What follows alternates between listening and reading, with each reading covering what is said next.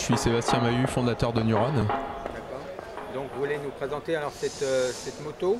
Oui, alors la première moto électrique et haute performance française.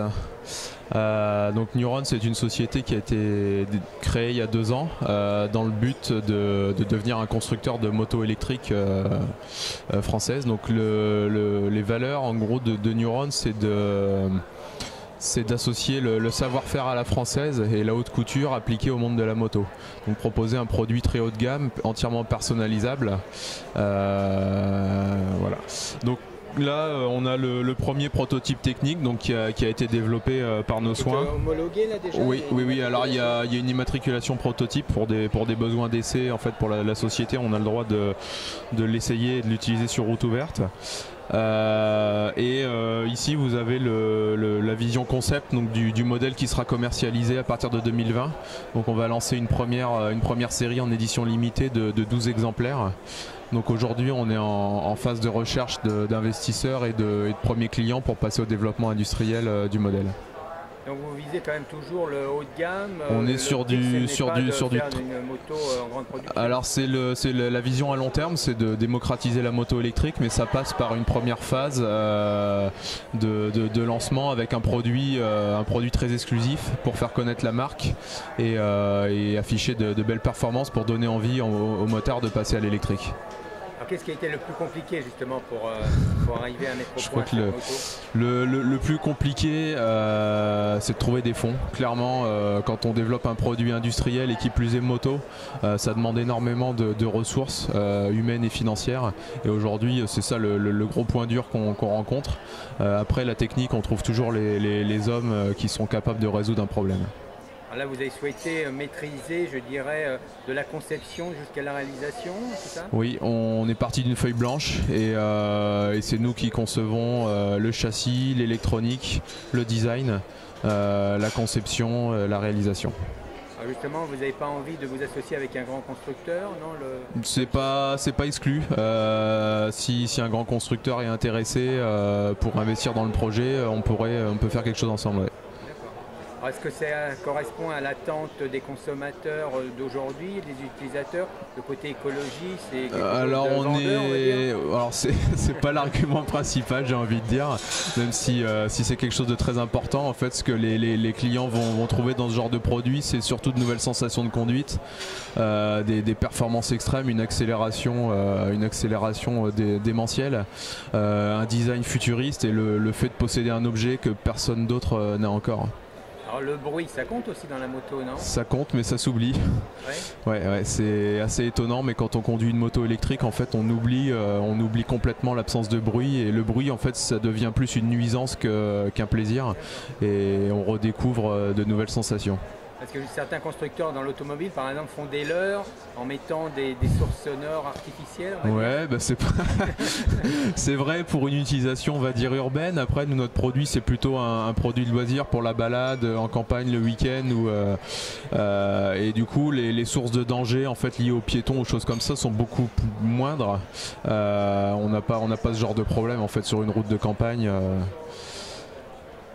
Vous pouvez nous parler un petit peu du moteur là justement? Oui, alors c'est une techno un peu particulière. En fait, le moteur est extrêmement compact. Là, vous voyez la pièce ronde ici, c'est ça qui propulse la moto. Ça développe un peu plus de 100 chevaux.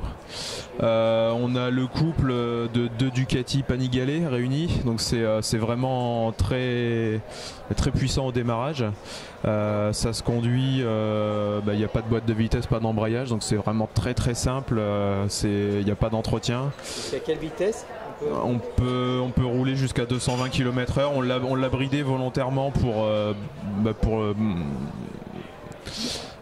gagner en autonomie. Là on a une autonomie qui varie entre 250 et 300 km selon l'utilisation. On a la compatibilité avec les bornes de recharge rapide, donc on fait le plein en 30 minutes. Voilà, on peut se charger à domicile. Quel type d'entretien il y a par rapport à une moto classique? La problématique c'est le chargement, l'autonomie, et puis sinon après en circuit de refroidissement, des choses comme ça. Alors il y a toujours un circuit de refroidissement liquide mais qui est sans entretien, qui est complètement fermé, et à part changer les pneus et les plaquettes, c'est le seul entretien qu'il va y avoir, hein. La batterie, on a une durée de vie minimum de 5 ans.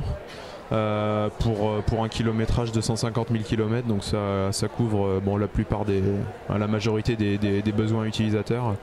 Et nous, ce qu'on fait en fait, c'est qu'on propose une batterie qui évolue avec le temps, donc c'est-à-dire que tous les ans les batteries gagnent en capacité. On est capable de proposer aux clients au bout de 5 ou 7 ans une batterie plus performante. Elles sont localisées où les batteries là? Alors les batteries, elles sont dans le caisson en carbone que vous voyez en dessous ici.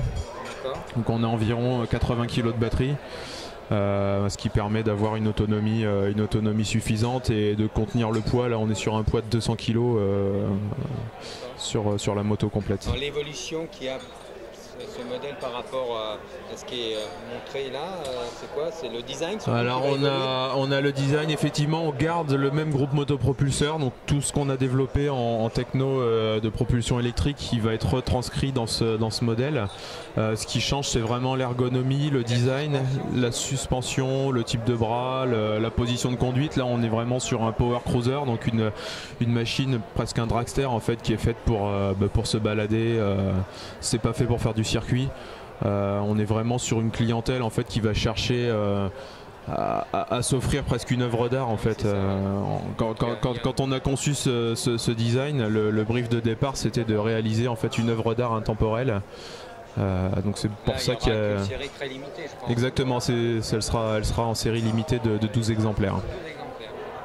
Et ce modèle alors qui sera peut-être de grande série, non? Non, celui-ci il n'a pas vocation à être commercialisé, c'est notre prototype technique qui a servi à la mise au point, et ça sera une pièce de musée.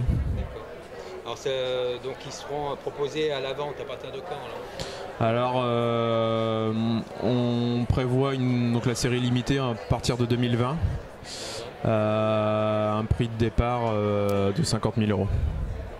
Donc si on veut plus d'informations, il y a un site internet? Oui, www.neuronmotors.com. Très bien. Eh bien, je vous remercie beaucoup. Merci à vous.